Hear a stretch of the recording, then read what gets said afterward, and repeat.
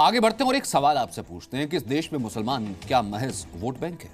ये सवाल इसलिए क्योंकि कल ऑल इंडिया मजलिस इत्तेहादुल मुस्लिमीन के नेता अकबरुद्दीन ओवैसी ने मुसलमानों को वोट के नाम पर पीएम मोदी का अपमान किया। संसद पर भी अपमानजनक टिप्पणी की और सियासत के नाम पर नफरत का झंडा लहराया। लेकिन अकबरुद्दीन ओवैसी ये भूल गए कि इस देश में हिंदू मुसलमान बाद में, हिंदुस्तानी पहले है। जितना ये मुल्क तेरा है उतना ही ये मुल्क मेरा भी है। ये जुबान नहीं, जहरीली जुबान है और इसके मालिक हैं अकबरुद्दीन ओवैसी, जिनकी एक ही पहचान है, ये जब मुंह खोलते हैं तो जहर ही बोलते हैं। जितना ये मुल्क तेरा है उतना ही ये मुल्क मेरा भी है। अगर एक हिंदू माथे पे तिलक लगा के घूम सकता है तो मैं बहैसियत मुसलमान अपने सर पे टोपी पहन के दाढ़ी भी बांध सकता हूं। खुदारा मेरे प्यारे मुसलमानों, समझो मुल्क कहां जा रहा है, मुल्क किधर जा रहा है, क्या हालात हो रहे हैं। अकबरुद्दीन ओवैसी उन्हीं असदुद्दीन ओवैसी के भाई है जो बात तो करते हैं मुसलमानों का मसीहा बनने की, लेकिन आज तक जब भी मुसलमानों के हित की बात की तो हित पीछे रखा, सियासत आगे। दोनों ऑल इंडिया मुत्तहिदा मजलिसे मुसलमीन के नेता हैं, लेकिन आज तक मुसलमानों की उतनी फिक्र नहीं की जितने की सियासी फतवे जारी कर दिए।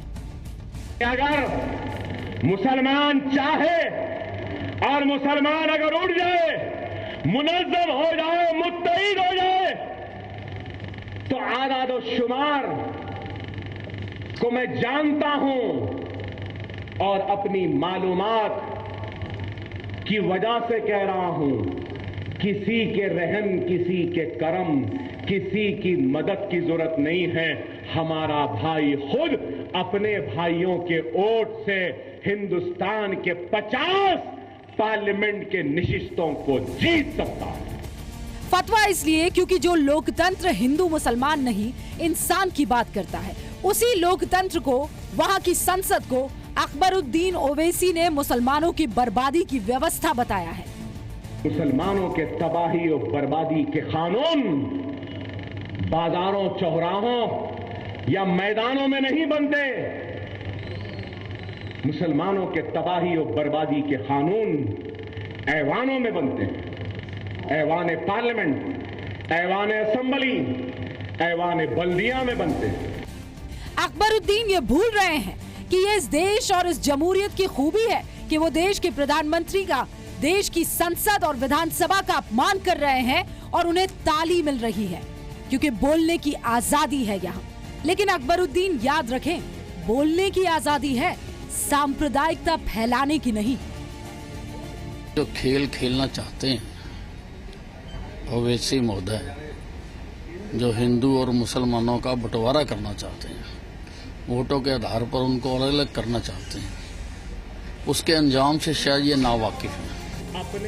जाहिर है ये वो सियासत है जिसमें जीत का रास्ता नाम और काम से नहीं, नफरत के जरिए तलाशा जा रहा है। जहाँ तक अकबरुद्दीन ओवैसी की तकरीर की बात है, उसने जो कुछ कहा है वो सही कहा है।